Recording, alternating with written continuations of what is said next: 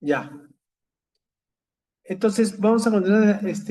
Buenas noches con todos. Un ratito. Ya tenemos 17, 18 participantes.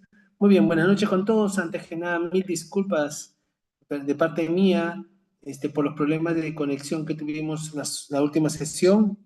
Este, ¿No? Bienvenidos entonces a sería, creo que la cuarta sesión. Ya perdí la cuenta, por favor, en todo caso.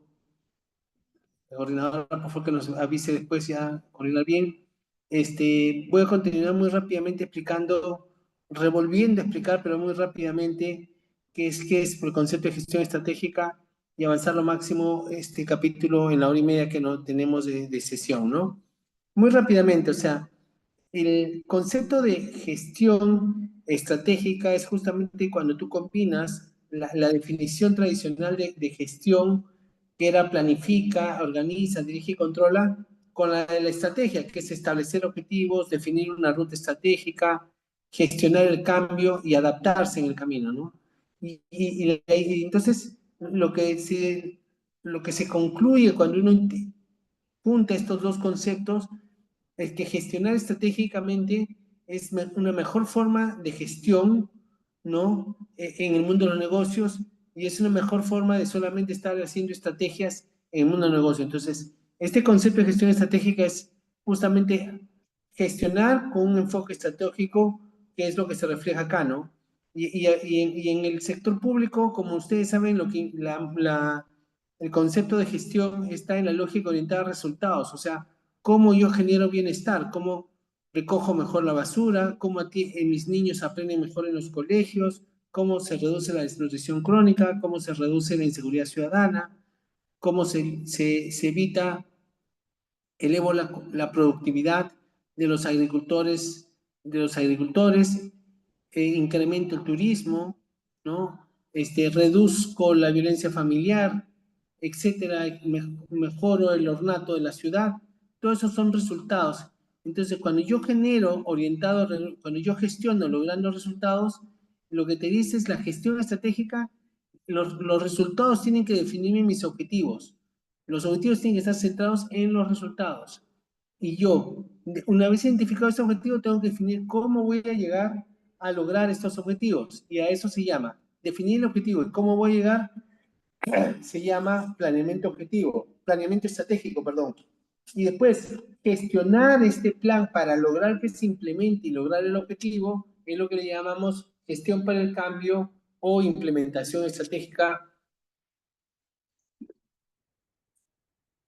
Son las múltiples diferencias de conceptos que se utiliza en esta forma, ¿no? Otra forma de decirlo es, la gestión estratégica involucra tener un análisis situacional de mis fortalezas, mis debilidades, dónde estoy, ¿no? Mi entorno social, socioeconómico, y después decir a dónde quiero llegar, cuál es mi estrategia, a dónde quiero llegar y cómo voy a llegar ahí. Involucra también el ejecutar la estrategia. O sea, si tú no estás gestionando estratégica, no vas a estar ejecutando esa estrategia, y después tienes que hacer un proceso de seguimiento, evaluación y aprendizaje, que es lo que vamos a ver en las últimas sesiones de este curso, ¿no? Entonces, y un elemento fundamental y aglomerador de todo esto es el centro, que es el líder, ¿no? Una de las cosas que a veces nos cuesta mucho entender es que la gestión estratégica está altamente vinculada al rol de líder, como lo vamos a ver. Pero por ahora, lo importante es que les quede claro es que solamente formulando el plan estratégico, ¿no? No pasa nada en la gestión. Sí, el planeamiento estratégico es muy importante para una buena gestión estratégica, porque tú tienes que saber hacia dónde quieres ir y cómo vas a llegar. Pero si no ejecutas esa estrategia, se queda solamente en un documento, en una idea, en una expresión, ¿no? Pero en una voluntad, pero no se materializa al final del día en el campo. Entonces, el tema hay que tener claro que la idea es que tú tienes que trabajar en una lógica, una gestión estratégica orientada a resultados, en que se gestiona para transformar la organización, no es para hacer más de lo mismo. Si tú vas a hacer, un ratito, por favor, que mi hijo, me he venido a casa y mi hijo está, un segundito, por favor.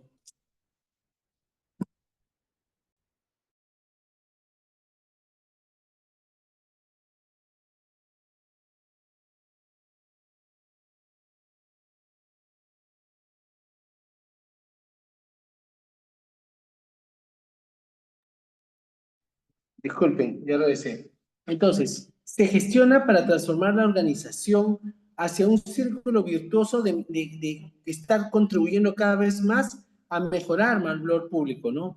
No es que la transformación, no es que yo voy a agarrar, la voy a convertir, pues, ¿cómo se llama? Que vamos a convertir, por ejemplo, la municipalidad de un distrito en un ejemplo similar a cómo funciona una municipalidad en Holanda, por decir, por un país desarrollado, sino que lo que vamos a hacer es que la idea es que la gestión estratégica orientada a resultados es que esta organización, en este caso el gobierno local, el hospital, el colegio, cada vez está entrando en un círculo virtuoso que contribuye a generar mejores resultados. Esa es la gestión estratégica y eso es lo transformacional, porque los que trabajan en el sector público en este momento somos conscientes de que nuestras organizaciones no están mejorando a pesar de muchos esfuerzos que pueden hacer ustedes u otras personas en las organizaciones públicas. Entonces, cuando yo gestiono para lograr objetivos que son resultados, impactos, ¿no? En ese momento yo estoy teniendo una gestión estratégica orientada a resultados. Y eso significa que la organización está en un proceso continuo de análisis, de formulación de una estrategia, de ejecución de la estrategia, de evaluación de lo que estamos avanzando, no estamos avanzando, y de adaptabilidad estratégica, que es un proceso continuo, iterativo, ¿no? Esa es la característica. ¿Qué más? No asume supuestos.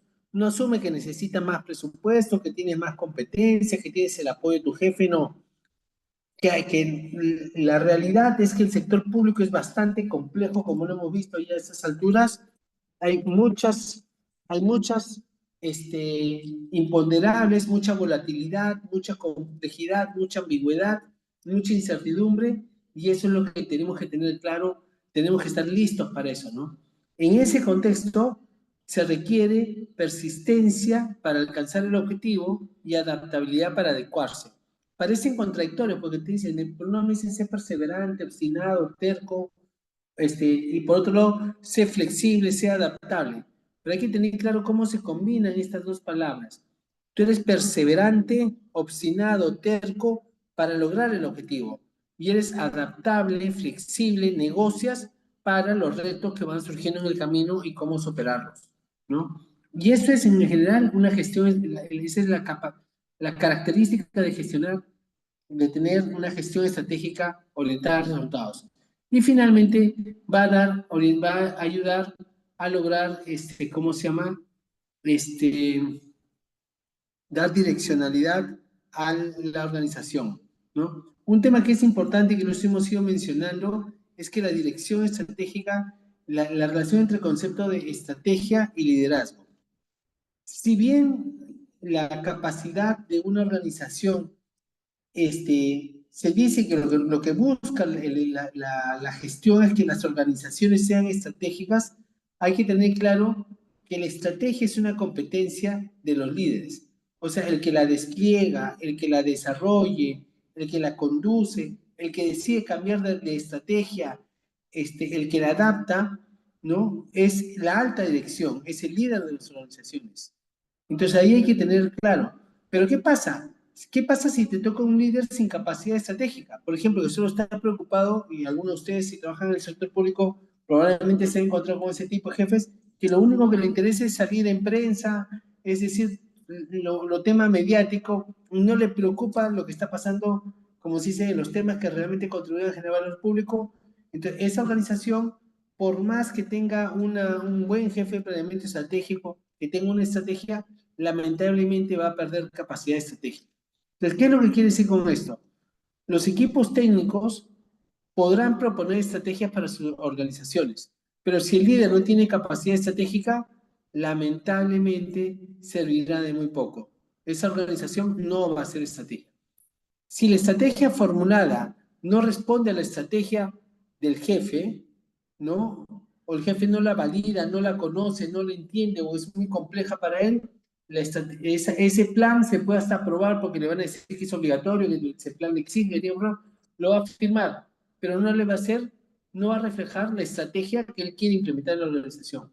En ambos casos, el planeamiento estratégico se convierte en un mero formalismo y deja de ser su rol, orientar a la organización hacia el logro de sus objetivos o identificar cómo la organización va a trabajar para lograr sus objetivos. Entonces, tengamos claridad absoluta en un tema. Las estrategias, el planeamiento estratégico, el seguimiento, la implementación estratégicas, todas son herramientas para los líderes estratégicos, ¿no? No es, por si acaso, la estrategia una herramienta para los mandos medios, para los profesionales de las organizaciones, no, y para los usuarios. Es la estrategia, el proceso estratégico es darle información a los líderes, a los que conducen las organizaciones, para que logren los objetivos. Por supuesto que un líder sin capacidad estratégica no va a lograr una gran organización, ¿no? ¿Qué características tienen que tener los líderes estratégicos? Tienen que tener visión.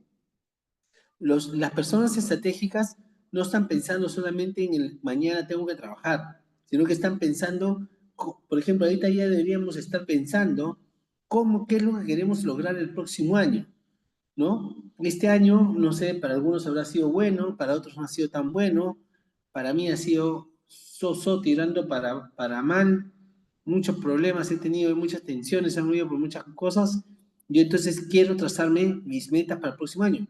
Eso es tener visión, el próximo año, 2 años, 3 años, tenemos que estar viendo todos esos temas. También es apertura. ¿Qué significa tener apertura? Es los líderes estratégicos tienen que estar abiertos a escuchar todas las propuestas, los análisis, la información que sea relevante para tu organización o para donde tú estás con la organización que estás conduciendo.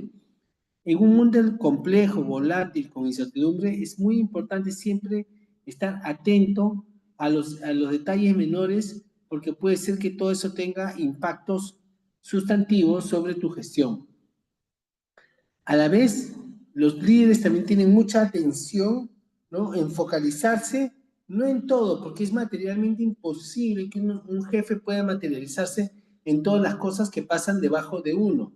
Además, para eso tiene coordinadores, tiene segundo nivel, tiene tercer nivel, si es que lo existe, porque se supone que tiene que delegar a ellos que también asuman ciertas responsabilidades. Entonces, así sea un grupo pequeño, un grupo grande, hay que tener claro que hay que tener mucha atención a los detalles para lograr tus prioridades de gestión. Ahí es donde tienes que meterte, pero como se dice, al detalle para comprender qué está pasando para lograr que se materialice. En los temas que no son tan relevantes o no están priorizados por ti, ahí ya obviamente no te va a alcanzar el tiempo para que te metas a los detalles. ¿Qué más te dice que tiene que ser el líder? Tener valor, tener coraje para tomar decisiones.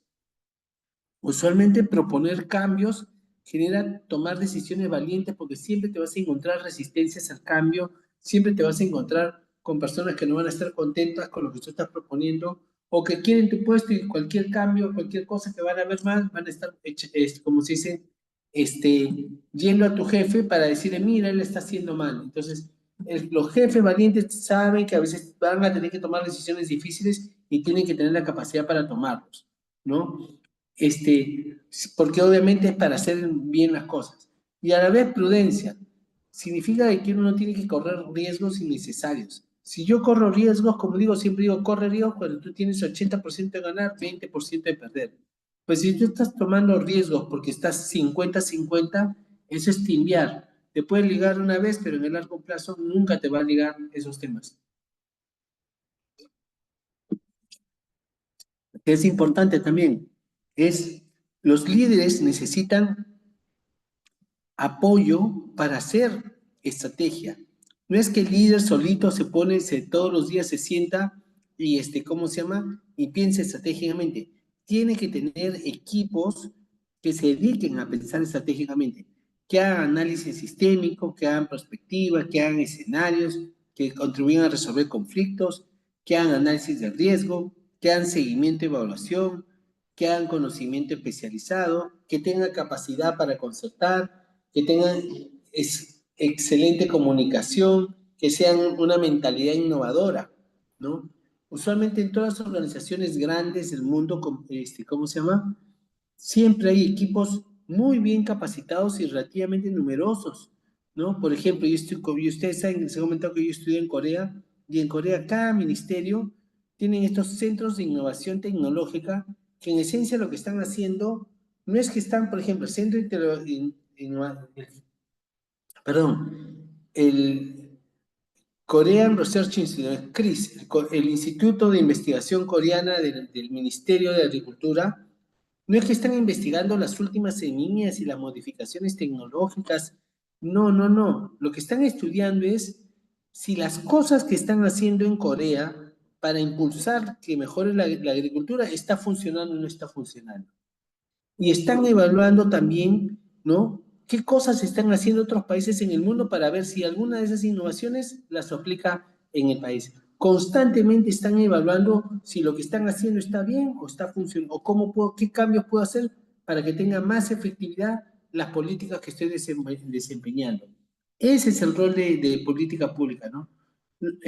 Como en Corea, cada ministerio tiene una institución que se llama Korea Research Institute, del Ministerio de Economía, del Ministerio de Tecnología, del Ministerio de Agricultura, del Ministerio de la Tierra, que es el Ministerio de Vivienda, ¿no? Etcétera, etcétera. Entonces, en Corea cada uno de esos centros tienen más o menos 80 PhD, muy bien capacitados, que otra vez no están investigando la frontera de conocimiento, sino están investigando la frontera del conocimiento de las políticas del sector que representan. La unidad estratégica del Reino Unido, la que ayuda al gobierno de Reino Unido a tomar decisiones estratégicas para fomentar su competitividad y su buena calidad, son entre 45 y 90 profesionales de alto nivel, solamente para que le estén trabajando, para que el gobernante de turno tenga una estrategia sólida y coherente. El Estado Mayor Conjunto de las Fuerzas Armadas de Perú no tiene 200 oficiales solamente pensando la estrategia de cómo lograr sus objetivos de seguridad nacional continuamente. Entonces, tenemos que tener claro que un líder estratégico en organizaciones complejas, sin equipos técnicos, nunca van a desarrollar buenas estrategias, es el tema, ¿no? ¿Y qué dice justamente este libro, El arte de la estrategia pública? Dice, la alta dirección y los funcionarios deben estar asignando el 20% de su tiempo a pensar estratégicamente. Se debe contar con equipos profesionales asignados a pensar estratégicamente. Se debe contar con una institucionalidad que soporte el desarrollo de la capacidad estratégica, es el tema clave, ¿no? Entonces, hay que trabajar esa institucionalidad para que se potencien las organizaciones, y cuando tú logras tener esta capacidad y estos equipos técnicos ayudando a los jefes, lo que vas a lograr es que tu organización cuente con dirección estratégica. ¿Qué es dirección estratégica? Que toda la organización sabe hacia dónde vamos. Y cuando sabe hacia dónde vamos, eso significa que cada órgano, cada equipo, cada unidad de organización dentro de la entidad, dentro del programa, dentro del proyecto, sabe lo que el jefe quiere, la alta dirección quiere de nosotros. Como siempre y como naturalmente sucede en las organizaciones, cuando estamos en este tipo de organizaciones, todos los jefes que están acá, los coordinadores, los jefes, etcétera, todos los jefes, subjefes, en cuanto a líder que hay en esta organización, como quiere quedar bien con la alta dirección y ya sabemos lo que quiere, ellos van a estar pensando para ayudar bien, porque si ellos son buenos y destacan a favor de la alta dirección para lograr los objetivos, lo que van a hacer es van a lograr ascender. Pero ¿qué pasa? Cuando los jefes no transmiten con claridad qué es lo que quiere la organización, entonces cada jefe de los jefes, subjefe, director, subdirector, coordinador, etcétera, en función de su cosmovisión, en función de su profesión, va a agarrar y va a identificar. Yo digo mapa de procesos, el otro dice no, hay que hacer proyectos, el otro hay que hacer no, trabajar con los recursos humanos, el otro dice no, hay que mejorar el producto A. Entonces, cada uno tiene sus propias propuestas, usualmente en función de sus competencias funcionales que están en el ROF, y entonces se tiene una organización que cada una apunta para otro lado, y esta es una organización sin dirección estratégica, ¿no? Entonces, que hay que tener claro que si una organización no tiene claro a dónde va a llegar, disculpen, nunca va a llegar, ¿no? La vida moderna nos ha enseñado que tú tienes que tener claridad de metas para poder llegar ahí, ¿no? Entonces, si tú te das cuenta que un ministerio, en tu ministerio, tu órgano, tu unidad, tu jefatura, tu coordinación, se preguntan ustedes, oye, ¿qué vamos a hacer el próximo año? Ya tú sabes que estás trabajando en este mundo de las organizaciones sin dirección estratégica, ¿no? Entonces, el reto entonces es tener dirección estratégica, es decir, en un contexto de complejidad donde prima la incertidumbre, un gestor debe identificar el cambio a realizar, priorizar los cambios, pero no vas a poder hacer todos, definir rutas de cambio con enfoque sistémico a nivel político y operativo por lo menos, y alinear a su gente y los recursos a la ruta, ¿no? Alinear a su gente y los recursos que van a lograr esa ruta que has definido, generar capacidades, dar primeros pasos, seguimiento, evaluamos, adaptamos y otra vez, ¿no? Mejoramos, ejecutamos la estrategia, los nuevos pasos que hemos decidido después del análisis continuo que estamos haciendo sobre la situación y el progreso de la organización. Entonces, hay que tener claro que por qué se hace planeamiento. No se hace planeamiento para hacer la continuidad en el tiempo. Si vas a hacer esto, lo que tú necesitas es programación, porque usas la programación del año pasado y lo multiplicas por punto más 3% y con eso ya sacas una que vas a lograr, vas a mejorar con relación al año anterior. Pero si tú quieres realmente hacer una buena estrategia, tienes que hacer un análisis de cómo me voy a salir de la tendencia, qué cambios voy a hacer para lograr contribuir mejor a mejorar, crear mayor valor público, es el reto, ¿no? Entonces, eso es lo que tenemos que tener pensado, es importante en ese contexto. ¿Hasta aquí alguna pregunta?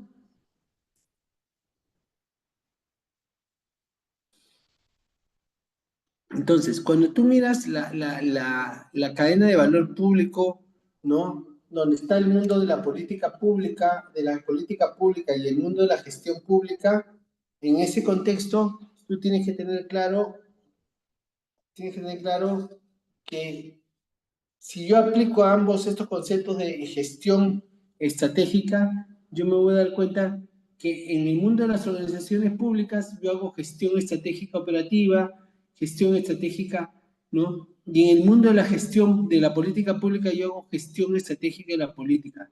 En ambos casos, ¿no? Tratamos de lograr que contribuyan a generar cambios a favor de la población, pero hay que tener claro que son bastante diferentes. La gestión estratégica política y la gestión estratégica operativa para lograr resultados.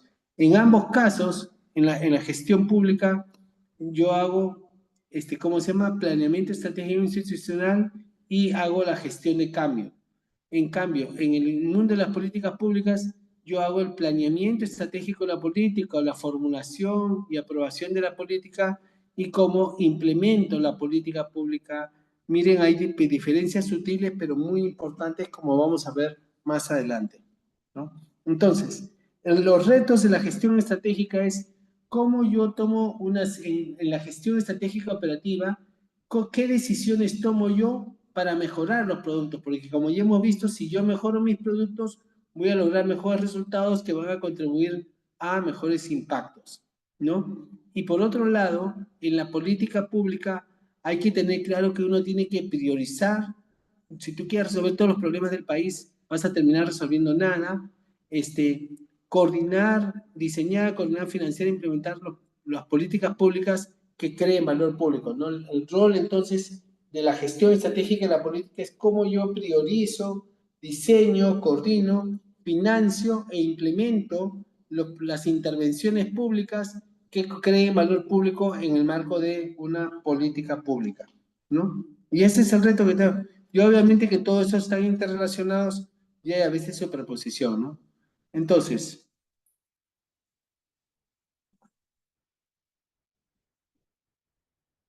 hay que tener claro entonces que el mundo de las políticas públicas es diferente de la gestión pública, ¿no?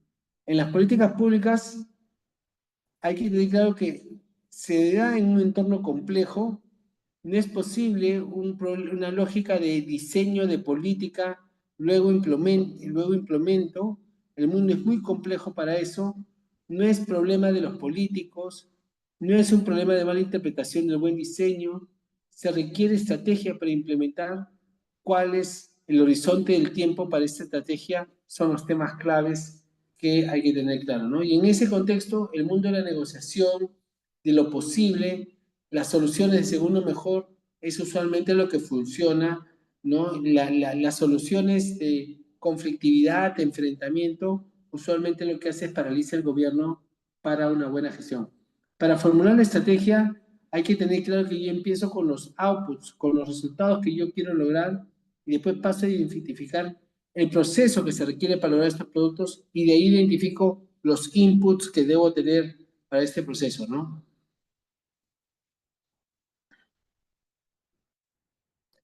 No se olviden entonces, por favor, que la gestión estratégica, yo puedo usar la gestión estratégica en la política pública o puedo utilizar la gestión estratégica en la gestión pública sin ningún problema, ¿no? De verdad que este concepto de gestión estratégica orientada a resultados se aplica a nivel del Estado, a nivel de ministerio, a nivel regional, a nivel distrital, a nivel de centro de atención al ciudadano, como puede ser un colegio, una posta, o también se aplica a la vida personal sin ningún problema, ¿no? Entonces, eso hay que tenerlo claro, ¿no? Entonces, hay que tener en todo caso entonces que la gestión estratégica orientada a resultados es una manera de gestionar para mejorar el desempeño en el sector público, es decir, que contribuye a generar mayor valor público a favor del bienestar, ¿no? Así como vimos estrategia, en los niveles de estrategia corporativa, ¿no? En el gobierno también se encuentra usualmente cuatro niveles de planeamiento estratégico. El nivel nacional de gobierno, ¿no? Que está ahí el famoso Plan Estratégico de Desarrollo Nacional, es el instrumento más conocido.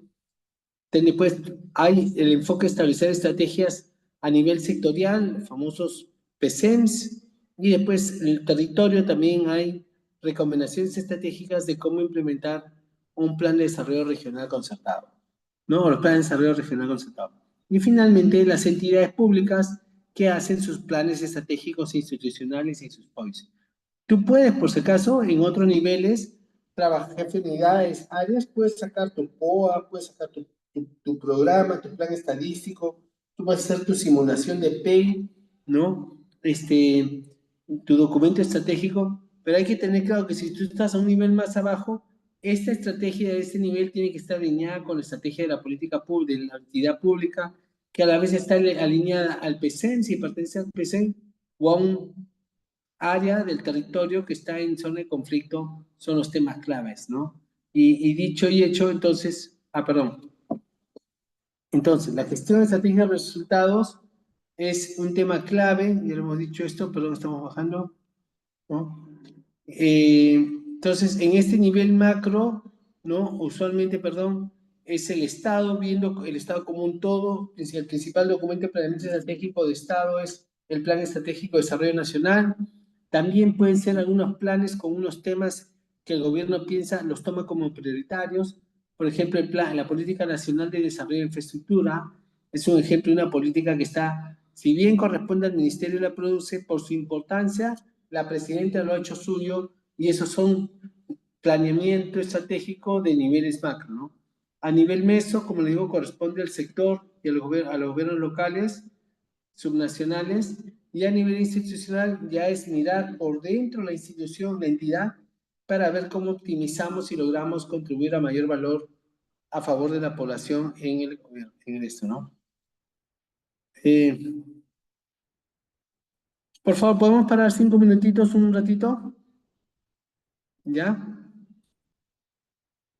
Paramos un ratito, 5 minutos, por favor. Gracias.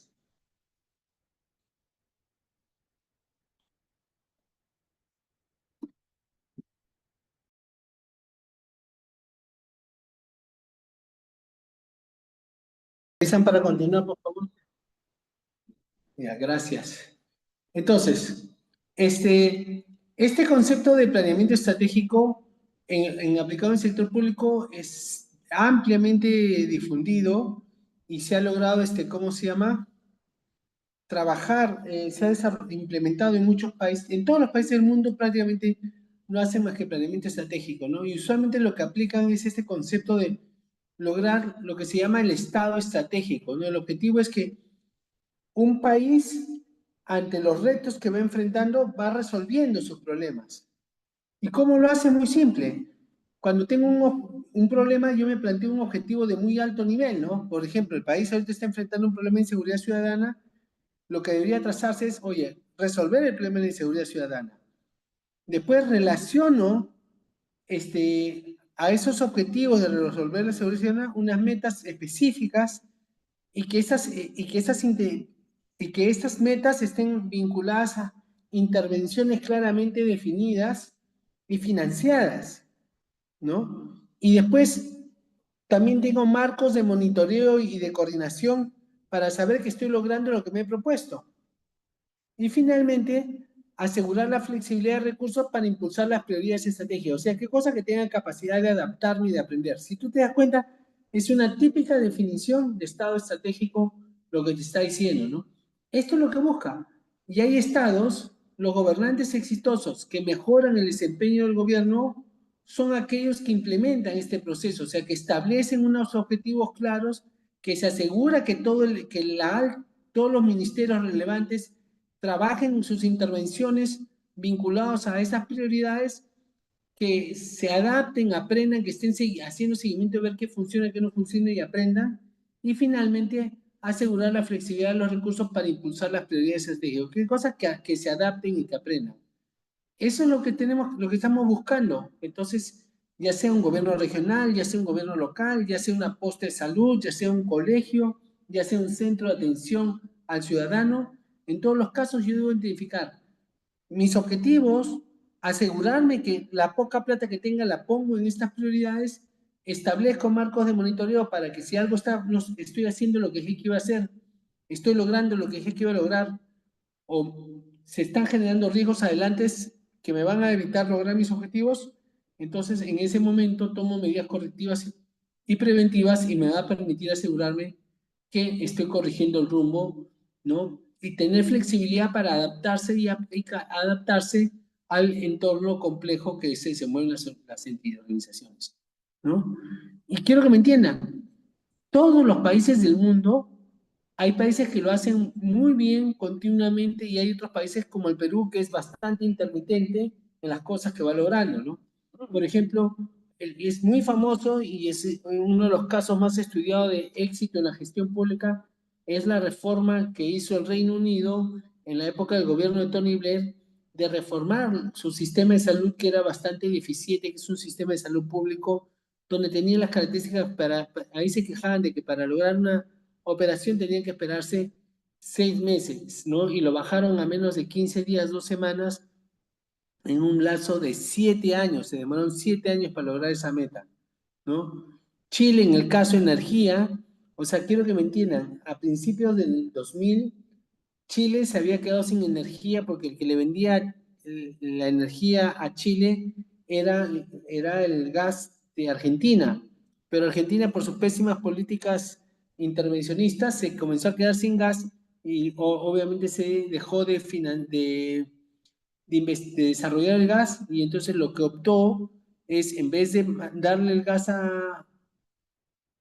a Chile, lo destinaba al mercado nacional, con lo cual Chile tuvo que comenzar a hacer apagones, ¿ah? Porque se quedaba sin energía, tenía que hacer apagones, dándole más o menos a las fábricas de 2 a 4 horas al día para que puedan producir lo mínimo, y obviamente que un país sin energía le tiene enormes efectos en su dinámica económica, ¿no? Entonces lo que hizo Chile es que en un primer momento quiso comprarle gas a Bolivia, pero los bolivianos no querían nada que hacer con venderle gas a Chile, de ahí que hicieron comprarle gas de camisea, pero políticamente era materialmente imposible venderle gas a Chile por los temas de la guerra con Chile y tanta cosa.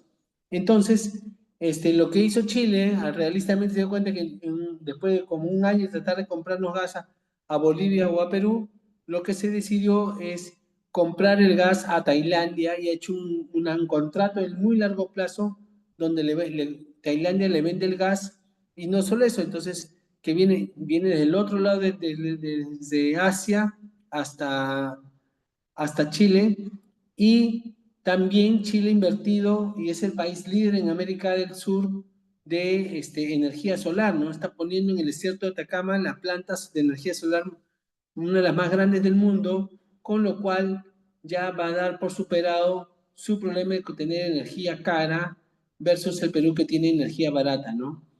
En China, por ejemplo, también se trazó transformar su país, que era un país igual de agreste como el Perú, de conectarlo y sobre todo, ¿cómo se llama? ¿No? Entonces, y conectarlo con ferrocarriles. Y la cosa es que en su momento se puso ser líder en ferrovías. Todos los países ferrocarrileros se rieron y ahora es uno de los países que tiene más kilómetros de ferrocarriles que, que todos los países del mundo. Holanda contra las inundaciones, Perú contra el terrorismo, Colombia contra las guerrillas, Chile en el control de inundaciones y energía. Hace 10 años, cada 2, 3 años, habían inundaciones en el famoso río Amarillo de China. Ahora ya eso lo han controlado construyendo una mega, ¿cómo se llama? Reservorio de agua que se llama la Reserva de las Tres Gargantas, y con lo cual, ¿cómo se llama? Se han liberado del problema este, de las inundaciones que afectaban a China y cambiar su matriz energética que estaba sustentado en el carbón a utilizar la hidroeléctrica, la famosa hidroeléctrica de las Tres Gargantas, ¿no? Entonces, ¿cuál es la característica de estos países que han logrado esto? En algunos casos tienen sus sistemas estratégicos, sobre todo los países más desarrollados. China, la estrategia la trabaja muy bien, o los países escandinavos también lo trabajan muy bien, ¿no? Y nosotros probablemente somos más una combinación de buena fortuna con buena capacidad de gestión para resolverlo, pero solo tenemos casos aislados y no casos constantes como son otros países que son usualmente países exitosos en el mundo, pues. Pero, siguiendo con esto, entonces sí hay casos de países que les ha servido mucho el planeamiento estratégico.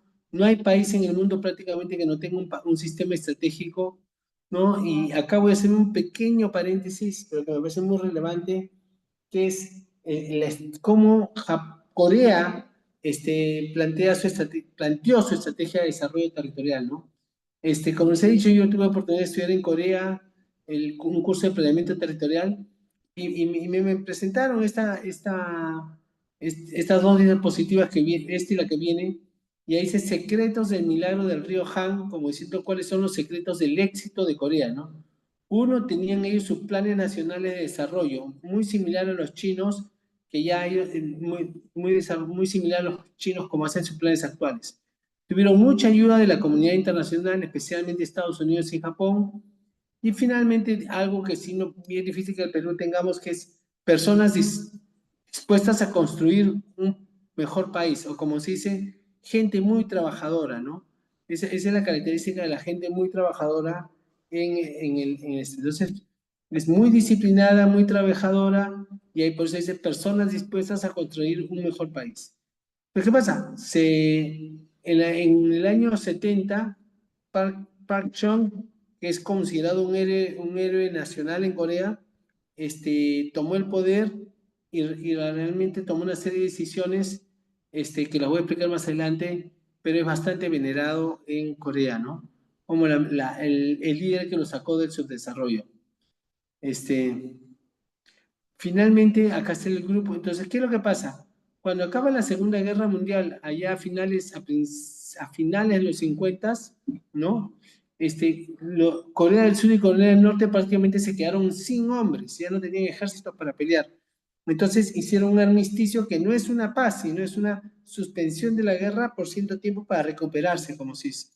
Entonces, el armisticio se trazó como como a 30 kilómetros de Seúl y se puso una famosa, entonces se trabajó como que en un accidente geográfico que es el paralelo geográfico. Pero ahí tuvo un problema. Incheon, que era el puerto natural de Seúl, se quedó en Corea del Norte. Entonces, ¿qué pasa? El otro puerto importante de Corea del Norte que tenía era el de Busan. Pero ¿qué pasa? Busan está más o menos pues a 400 kilómetros de Seúl, ¿no? Y en esa época existió una carretera que te demorabas casi 24 horas, un poco como si fuera Lima-Cusco, que por coincidencia también está a 4 kilómetros en horizontal de, o sea, 4 kilómetros de distancia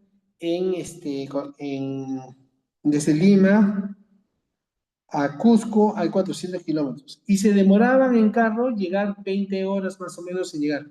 ¿Por qué? Porque Corea también es un territorio no muy alto, relativamente su máxima altura creo que es 2.300 metros o 3.000 metros, pero es bastante accidentado, es bastante, con bastantes quebradas, mucho cerro. Entonces, por eso que lo que él se propuso es luego de haber visitado Alemania, y ver el éxito de lo que se llamaba el milagro alemán, que al final de la Segunda Guerra Mundial, en los 50 hasta los años 60, Alemania había pasado de ser una de las regiones más pobres del mundo a ser otra vez una potencia mundial, ¿no? Entonces, ¿y qué es lo que dice ahí? Entonces, en esta carretera, miren, se demoró 5 años en construirla y se gastaron más o menos en promedio 26% del presupuesto. Otra vez, ¿ah?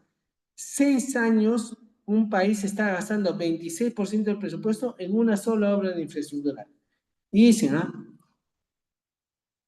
Un montón de críticas por esta estrategia desbalanceada de crecimiento, pero era una decisión inevitable, ¿no? Yo tenía que conectar mi capital con el puerto más cerca de la ciudad, ¿no? Entonces, ¿qué es lo que quiero decir con esto?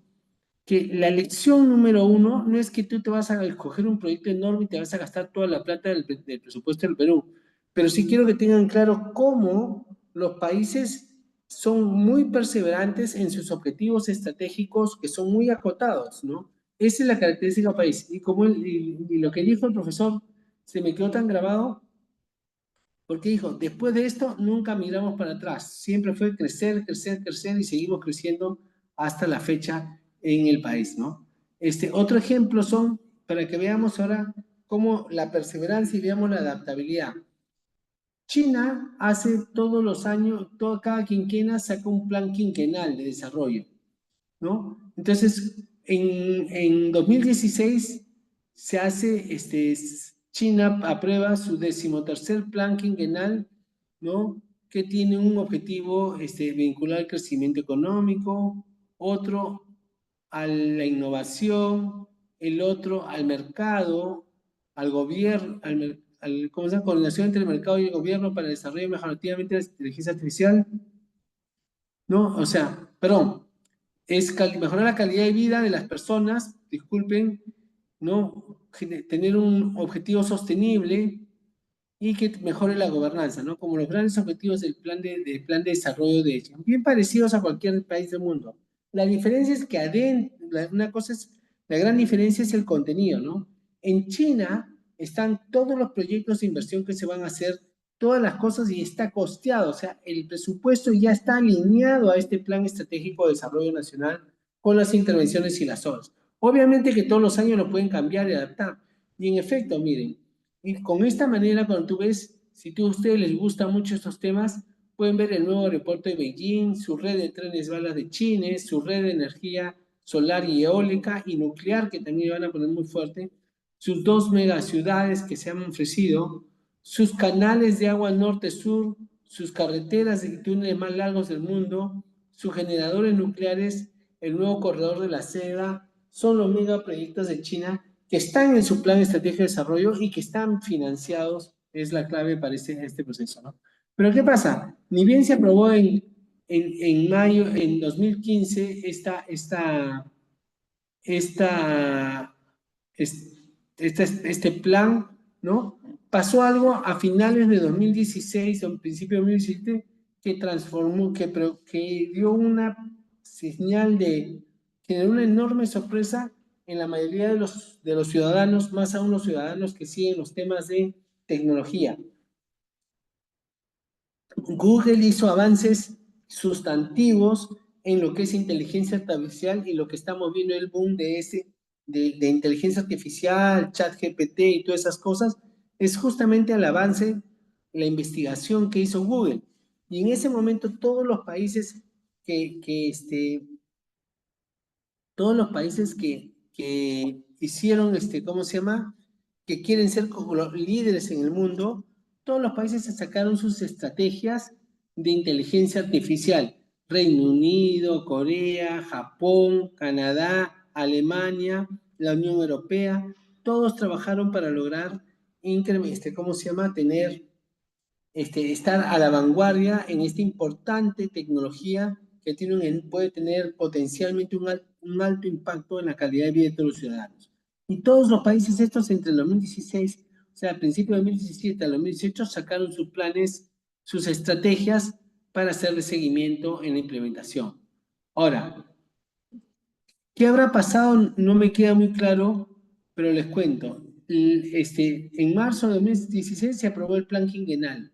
En julio de 2017, a raíz de este gran avance de Google en inteligencia artificial, ¿cómo se llama?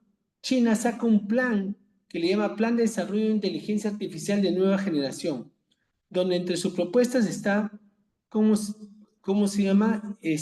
Hacer que en 2020 se alcance el occidente desarrollado, en 2025 que los investigadores chinos estén dando grandes avances y para el 2030 ya ser los líderes en el mundo en inteligencia artificial. Después de eso sacaron ahí las estrategias, las tareas principales que vaya a hacer, ¿no? Como por ejemplo fomentar la fabricación de productos sensores para que puedan de imagen, ¿no? Facilitar, ¿cómo se llama? Otras acciones que te puedan ayudar a mejorar, a avanzar la inteligencia artificial en el país. Yo no sé si lo van a lograr, pero sí hay que tener claro, sí hay que tener claro de que China en el 2000 se propuso ser líder en el mundo de los trenes Así bala, es. Vayan a comprar, ya es tarde. ¿no? No, ya no voy. Un ratito, por favor.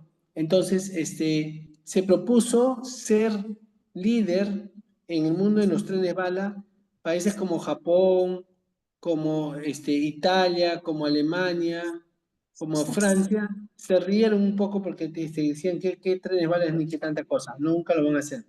Y en efecto, en el 2020, ahorita son líderes en trenes de alta velocidad en el mundo, teniendo más kilómetros de trenes balas que todo el resto de países en el mundo.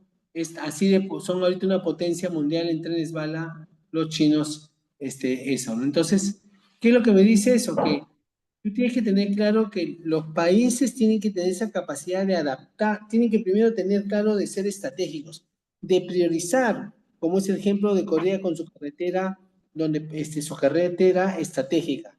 Y después hay que tener claro de que los países tienen que también tener la capacidad de adaptarse para aprovechar las oportunidades o las amenazas que se ciernen sobre cualquier país o región o territorio, ¿no? ¿Cuáles son las características de los bienes, de los buenos sistemas de planeamiento? Son tres condiciones que tienen que cumplir. La primera es que el planeamiento estratégico tiene que conversar con el presupuesto. No puede ser que el planeamiento hace por un lado y el presupuesto por otro lado, sino que tienen que conversar, así como con los chinos. El planeamiento estratégico está con sus proyectos priorizados y está financiado. Porque si yo hago planeamiento estratégico sin presupuesto, solamente son buenos deseos. Y si yo hago presupuesto sin planeamiento estratégico, lo que estoy haciendo es haciendo lo mismo del año pasado con un más 3%, como se dice que es el crecimiento orgánico de cualquier organización, ¿no? Entonces, eso es lo que te está diciendo, hay que tener claro, ¿no? El Plan Estratégico de Desarrollo Nacional, perdón, el Estudio de Gobernanza Pública de Perú así como el Estudio de Desarrollo Territorial de la U, hacen unas recomendaciones sustantivas de que el planeamiento estratégico tiene que alinearse a la gestión financiera de mediano plazo, y de la misma forma el plan de desarrollo concertado de los gobiernos regionales y territoriales tienen que alinearse al presupuesto. Es el tema clave, ¿no?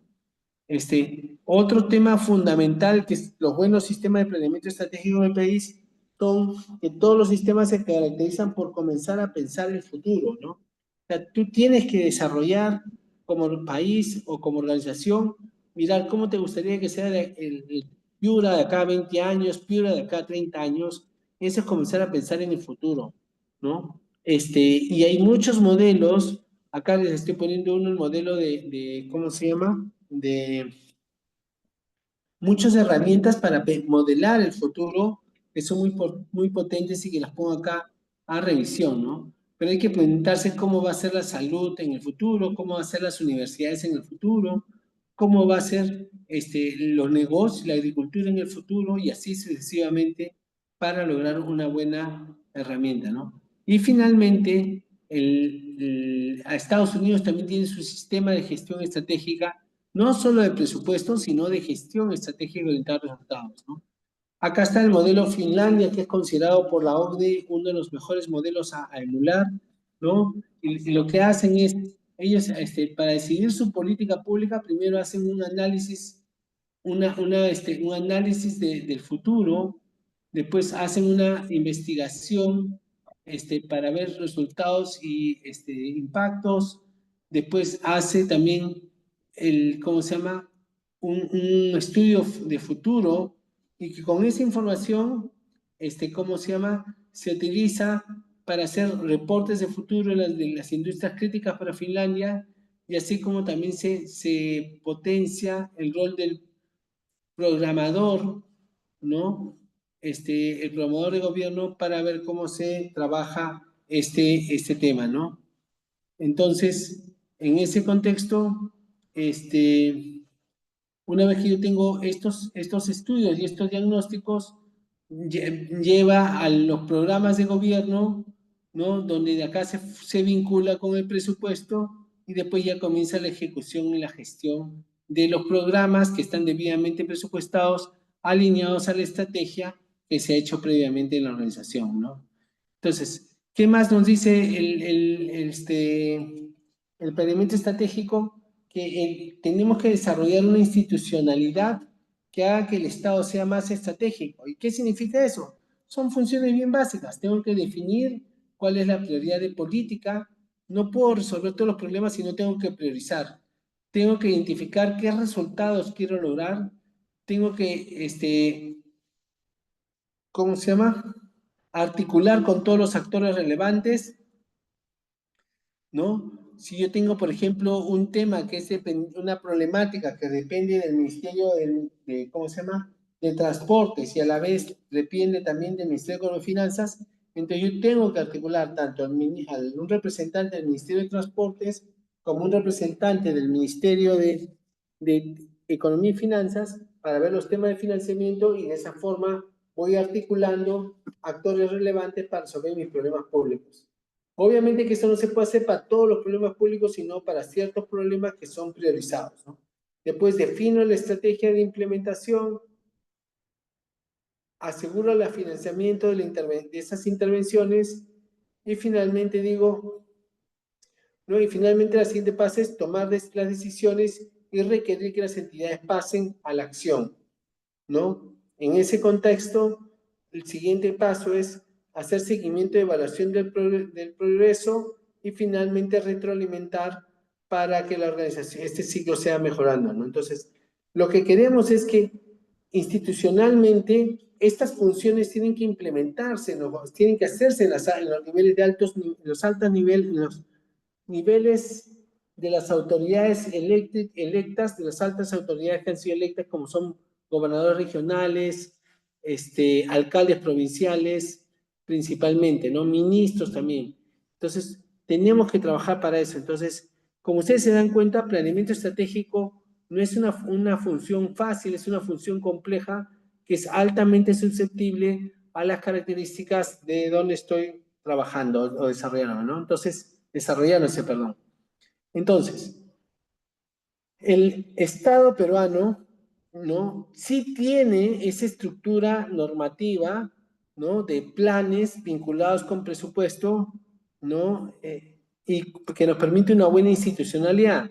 Yo tengo que, el acuerdo nacional te establece las políticas del acuerdo nacional, el gobierno viene y se aprueba el plan estratégico de desarrollo nacional, y el gobierno establece sus prioridades sobre la base de este plan estratégico de desarrollo nacional, ¿no? Entonces, si tú te das cuenta, sí hay una correlación de alineamiento para lograr que todo lo que hace el Estado esté alineado a la estrategia de los países, ¿no? Entonces, en el Perú existe este marco normativo, solo que hay un pequeño problema, no se cumple. Pero si no se cumple, no se ve cómo estamos haciendo el caso, ¿no?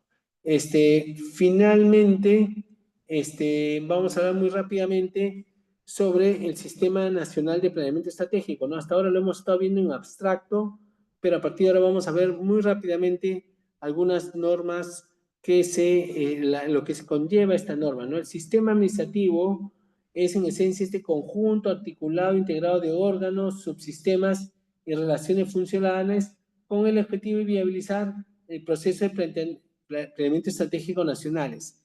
¿Qué significa? Que ellos son parte de lograr que el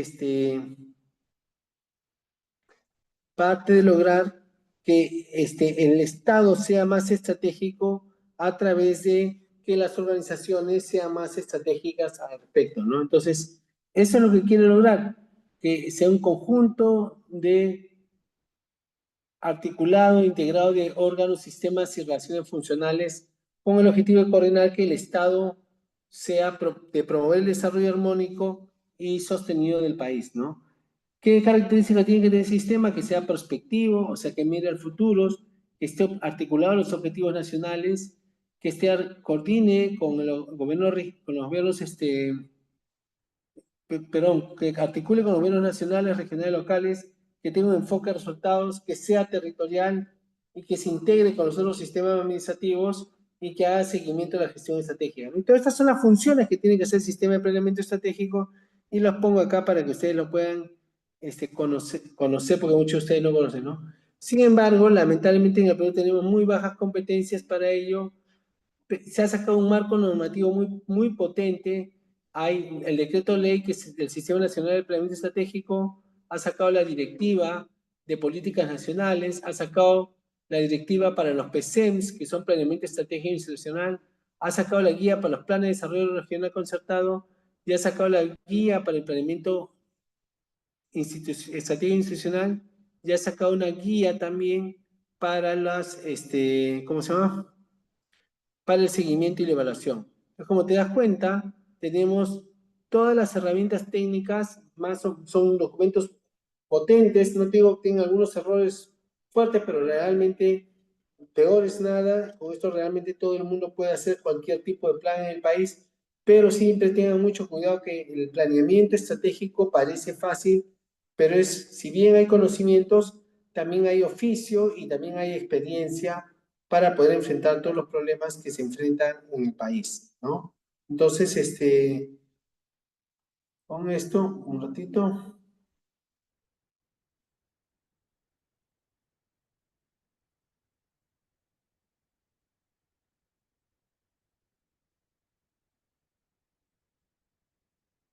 Ya, entonces,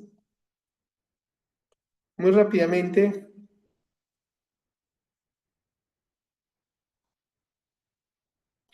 ¿no?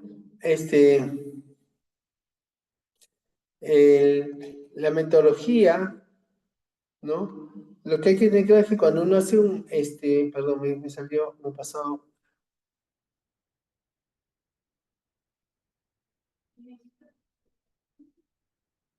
Ya, un tema fundamental en este contexto entonces es comprender que el planeamiento estratégico está formado por un ciclo, donde lo vamos a ver ahorita, ¿no? O sea, el primer paso de cualquier proceso de planeamiento estratégico institucional, ya sea de gobierno nacional, regional, local, es saber dónde estoy.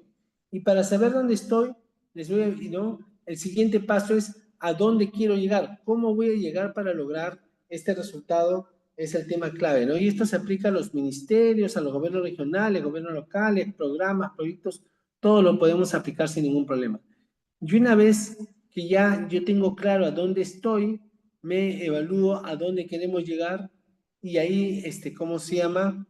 Es la respuesta que se tiene que dar y esa es la segunda fase del planeamiento de estrategia, ¿no? Y la tercera es la políticas y planes coordinados o cómo llego, mientras que en el primero digo dónde estoy, en el segundo a dónde quiero llegar, en el tercero ya es yo paso a la acción, ¿no? Ya cómo llego partiendo del punto A, paso uno que me encontraba, cómo llego al punto 2 es el tema clave que tengo que tener claro, ¿no? Y finalmente, la última fase es, una vez que yo identifiqué dónde estoy, a dónde quiero llegar, y ya tomo la decisión en la tercera fase, que es, tomo la decisión de intervenir para lograr el bienestar público, la fase 4 es la que se va aprendiendo y adaptando para tener un buen conocimiento de dónde estamos y qué hemos avanzado en el planeamiento estratégico, ¿no?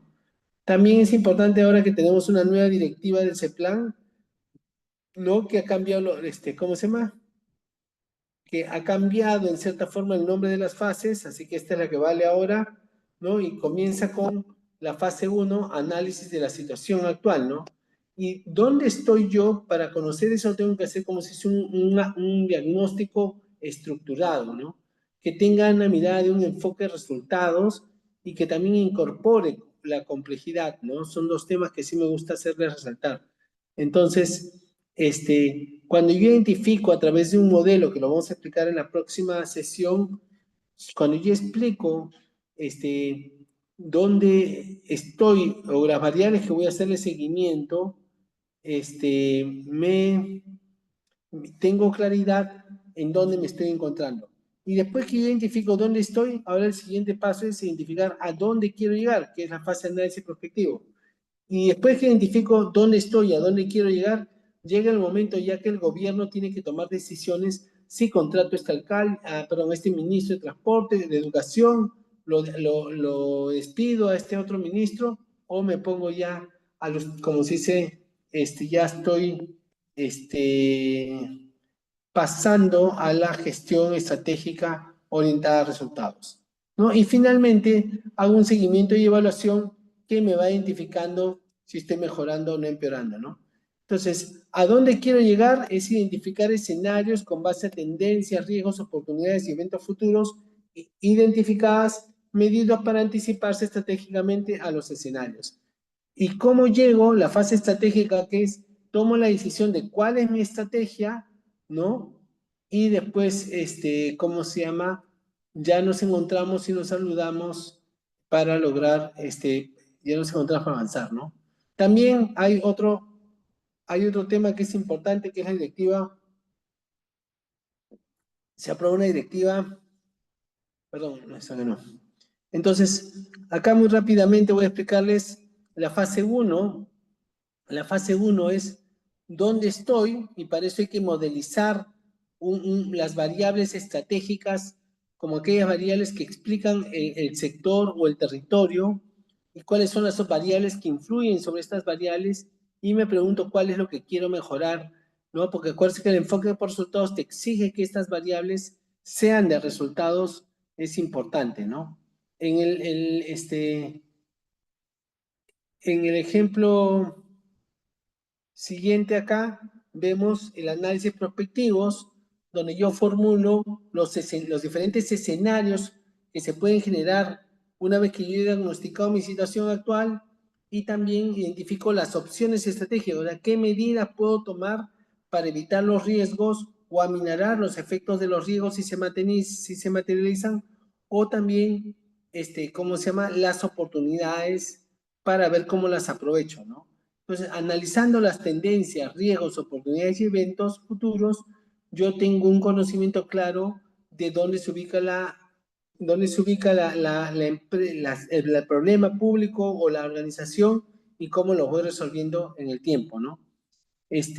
Acá quiero hacer una pequeña paréntesis que es muy importante de señalarlo, ¿no?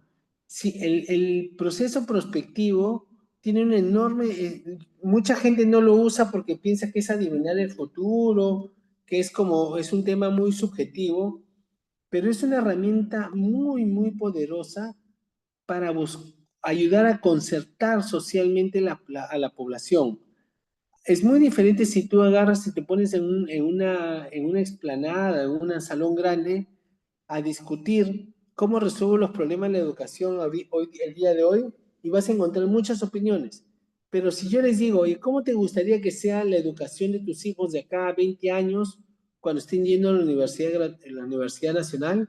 Entonces, ahí es como tú te vas a dar cuenta si tienes bien elaborado qué es lo que quieres lograr, qué es lo que se quiere lograr, ¿cómo se llama? Para conocer mejor tu organización, ¿no? Es posible, pero lo que es clave es que tengo que preguntarnos y responder si es posible definir o promover, identificar políticas públicas sin mirar el futuro. La respuesta es no, pues tú tienes que mirar el futuro y para el caso peruano una de las cosas más importantes que tenemos que tener conciencia es que el futuro de nuestro país ya existe en los países avanzados, o sea, nosotros ni siquiera tenemos que ponernos a pensar muy fuera de la caja, lo único que tenemos que hacer es mirar Corea, mirar Holanda, nos parece Noruega, los países escandinavos, mirar Australia, mirar el Reino Unido, mirar España, y ese es nuestro futuro. Entonces, y es posible planificar sin una mirada sistémica, es posible, pero ese plan no te va a servir de nada, ¿no? La idea es que tienen ustedes que tener claro es que los problemas en el Perú son problemas multifactoriales y en consecuencia ¿cómo se llama? Y cuando son multifactoriales tienes que tener una visión amplia para poder comprender mejor los problemas que afectan a la sociedad como un todo, ¿no?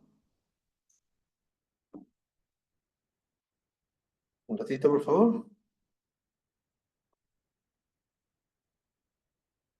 En el análisis prospectivo, yo me pregunto cómo va a ser el futuro en función de las variables críticas de las amenazas, los riesgos y las tendencias que hemos identificado, ¿no? Y en este caso, por ejemplo, se identifica escenarios se identifican escenarios para los diferentes factores que influyen en el territorio que ya han sido previamente identificados en la fase uno. Entonces, ¿qué significa, por ejemplo, la dinámica de la selva para la conservación de los bosques? ¿Qué significa la dinámica climática para la conservación de los bosques en el sur Perú? Y así sucesivamente, ¿no? Una de las ventajas que tiene, ¿cómo se llama? Eh, una de las ventajas que tenemos ahorita, por ejemplo, mi esposo y yo estamos trabajando juntos, entonces nos vamos relativamente siempre juntos y entonces eso nos hace pues hacer, ahora estamos conversando y planificando, nos da tiempo para pensar en qué es lo que queremos lograr el próximo año y ese es un ejercicio que tienes que hacer y lo que tú te vas planteando son diferentes escenarios, pero hay obviamente que el tema clave es desarrollar cómo prepararse para las diferentes circunstancias que vamos a tener, ¿no? Y recién en la fase 3 en la fase estratégica, perdón, entonces, mientras que la mirada de futuro es, ¿cómo se llama? Cuando tú consideras que tienes un solo futuro único, o eres, si te sale todo mal, eres fatalista, o si todo va a salir bien, eres como se dice, un mesiánico, un soñador, ¿no? Lo que usualmente sucede es que a través de la acción humana, yo voy cambiando de mi futuro posible, lo voy cambiando hacia un futuro deseable, que es lo que queremos, ¿no? Y estas miradas son las que uno tiene que hacer en estas fases, como vas a ver. Otra forma de verlo es, en el presente yo tengo mi organización que está generando estos tipos de valores públicos, ¿no? Recojo mi basura, cómo vacuno, cómo promuevo la economía, cómo protejo el suelo, etcétera, como una forma de ayudar a las organizaciones a tomar mejores decisiones con la información que se brinda. Pero ¿qué es lo que identifico? Identifico que dónde estoy y después me identifico a dónde quiero llegar, qué es mi futuro deseado, ¿no? Y en este proceso de identificar dónde estoy y a dónde quiero llegar, debe ser un proceso relativamente participativo, donde se identifican las aspiraciones de la sociedad como un todo, es el reto, ¿no? En este contexto, yo tengo que identificar cuando identifico mi futuro deseado, yo ya tengo que tener claro que para lograr este futuro tengo que identificar el conjunto de decisiones que la sociedad debe tomar para, partiendo de esto, pueda llegar a este futuro deseado. Y esto, señores, es hacer prospectiva, ¿no? Definir tu futuro deseado y preguntarte qué tengo que hacer. Por ejemplo, les doy un ejemplo, ¿no? Yo quiero para el 2030, ahorita si yo tengo, profesores competentes, tengo 30%, yo quiero llegar al 50% de acá a 10 años. Entonces, ¿cómo lo voy a lograr? Es un proceso técnico, pero también político, que tiene que tomarse para lograr mejores resultados a favor del ciudadano. Es el tema clave y crítico en este proceso, ¿no? Entonces, la respuesta es que, entonces, ¿qué te preguntas acá? ¿Qué condiciones se tiene que dar para lograr, partiendo de hoy, logre el objetivo que me he propuesto, que se ha propuesto las organizaciones, ¿no? Ahora, para hacer escenarios hay que tener cuidado un tema, ¿no? Definir el futuro deseado se debe hacer sobre la base del Plan Estratégico de Desarrollo Nacional, sobre el PC, dependiendo del nivel del plan, o sobre el Plan de Desarrollo Concertado.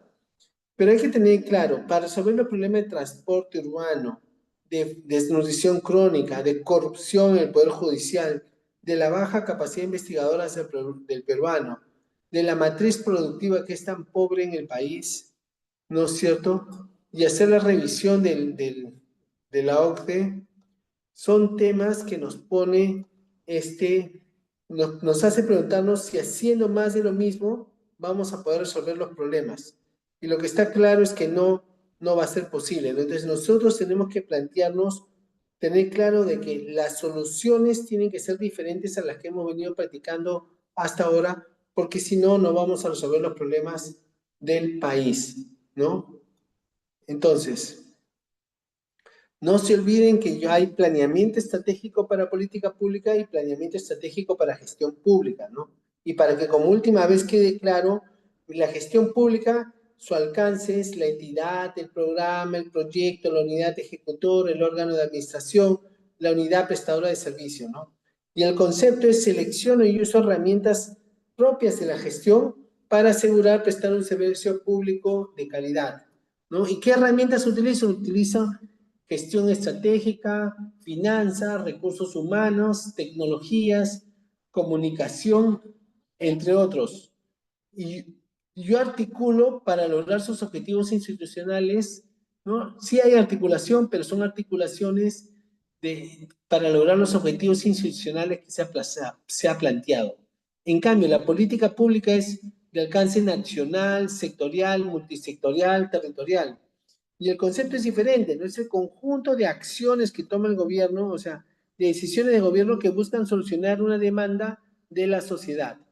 El herramienta es diseño de política, agenda de política, análisis de actores, implementación de política pública, seguimiento y evaluación de política pública.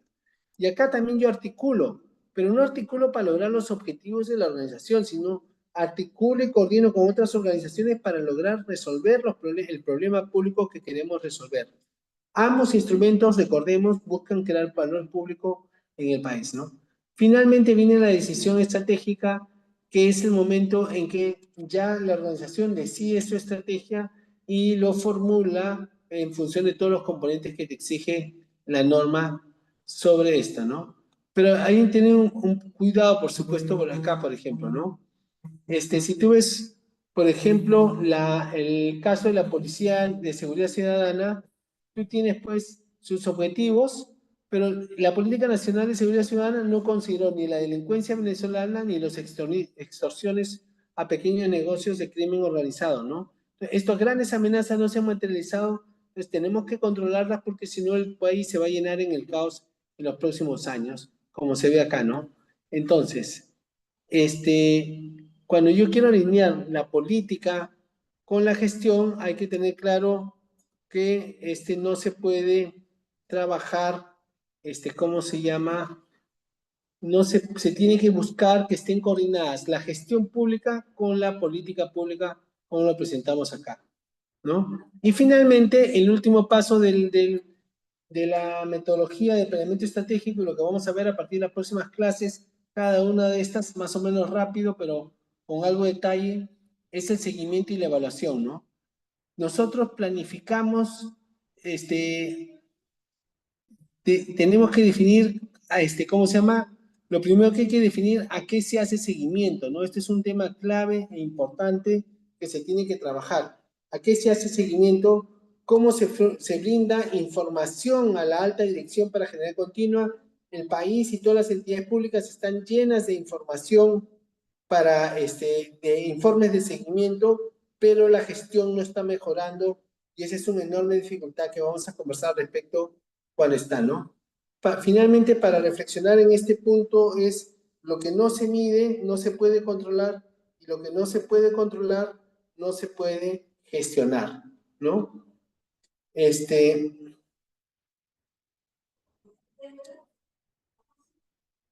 Y finalmente tenemos, ¿cómo se llama? Cuando entonces, cuando ya yo tengo un sistema de seguimiento, ¿no? La organización como un todo se ha planteado sus objetivos, se ha planteado sus acciones, se ha planteado sus actividades, entonces cada jefe comienza a llevarse sus metas, sus trabajos y comienza a trabajar, y obviamente que después de un cierto periodo de tiempo, viene el área de planeamiento y seguimiento y hace un análisis de lo que ha ejecutado, procesa esta información y le debe dar a la alta dirección. ¿Para qué? La alta dirección, con los representantes de cada uno de estos equipos, agarra y toma medidas correctivas y preventivas y así se va generando una gestión en una lógica de un ciclo de mejora continua. Cuando yo tengo, cuando el seguimiento alcanza todas las alta dirección a planeamiento y las unidades orgánicas, en ese momento se va a tener un sistema más fortalecido para lograr mejores resultados a favor del ciudadano, ¿no? Y con eso, un poco que hemos acabado todo lo que está vinculado al planeamiento, al concepto de planeamiento estratégico, y a partir de mañana vamos a ver planeamiento territorial, que creo que va a ser de mucha importancia. De la próxima sesión vamos a ver planeamiento territorial para conocer cómo se hace un buen planeamiento territorial en la región Piura. Vamos a usar como ejemplo y comprender la complejidad que hay detrás de todo este tema y a la vez la enorme potencia de lograr concertar una visión de desarrollo a favor del territorio, ¿no? Hasta aquí, no sé si tienen alguna pregunta.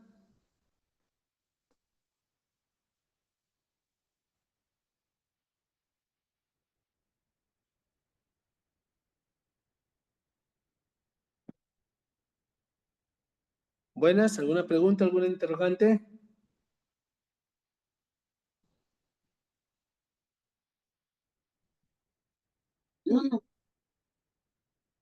Todo claro.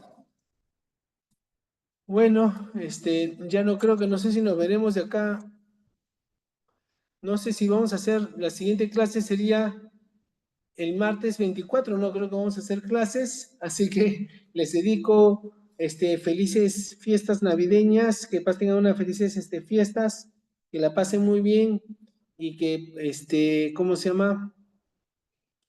Y ya nos estaremos viendo, no sé si la próxima semana, el jueves 26, o ya será hasta el próximo año, depende de la coordinación del colegio, ¿no? En todo caso, felices fiestas y que tengan un bonito Navidad y próspero año nuevo. Hasta luego. Feliz Navidad, profesor. Gracias, profesor. Sí, la verdad que un tema al final del día es muy importante para tener buenos gobernantes, buen gobierno, tenemos que tener buenos gobernantes, ¿no? La verdad es que la gestión es altamente dependiente de los líderes y cuando no hay buenos líderes, no se puede lograr muchos buenos resultados. Gracias con todos, hasta luego. Feliz Navidad. Gracias, profesor. Feliz Navidad. Buenas noches. Buenas noches.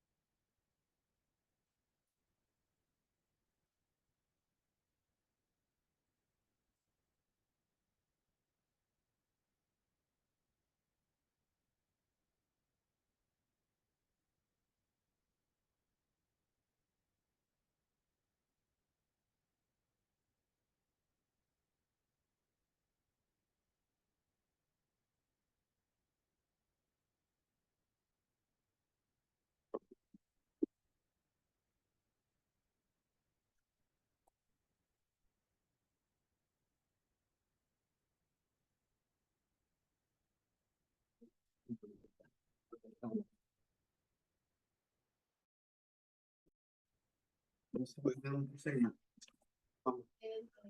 Ah, pero has cortado la clase. No, ni de pa. De las 10:30.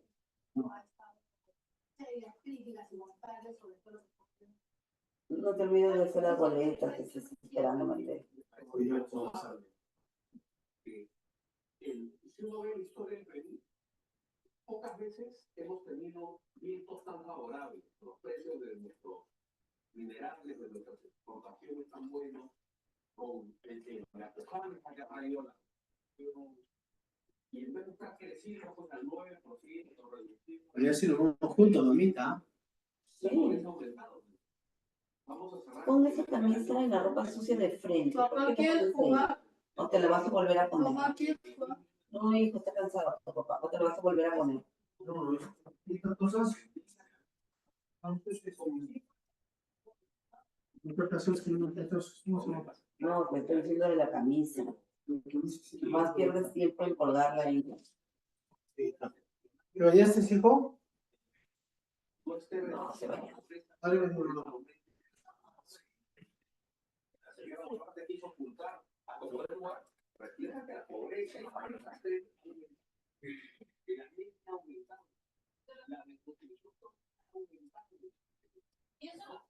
Esos índices, esos valores están quedando tapados por esta frivolidad, por esta noticia que poco a poco nos vamos enterando que yo la analizo pegada.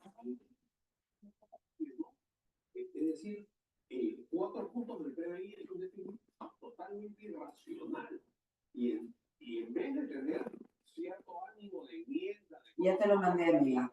las finanzas siguen. Ya. Ok, un besito. Beneficio. Así es lo que te estoy diciendo. Así es. Ha pasado a abastecimiento y a patrimonio. Ya, pero ahí está el expediente descargado, ¿ya? Ok, un besito. Chao, un besito. Sus arrugas financieras y no financieras. Entiendo su ironía, pero La frivolidad que porque ya vio que se le apareció en la coyuntura la posibilidad de ser presidente y cambió el marxismo, leninismo, mariateísmo por lo que se requiere para el una vez que hay un partido que todo el toca avanzar. Faltar que esté esperando mi enero, que sea 1 de enero. ¿Por qué? Yo digo, No, no creo. solo que mañana le preguntes. Sí, Porque pero. faltara que te designaran el 1 de enero justo cuando quieres estar. Sí. Mañana le preguntas, ¿ya más de los documentos?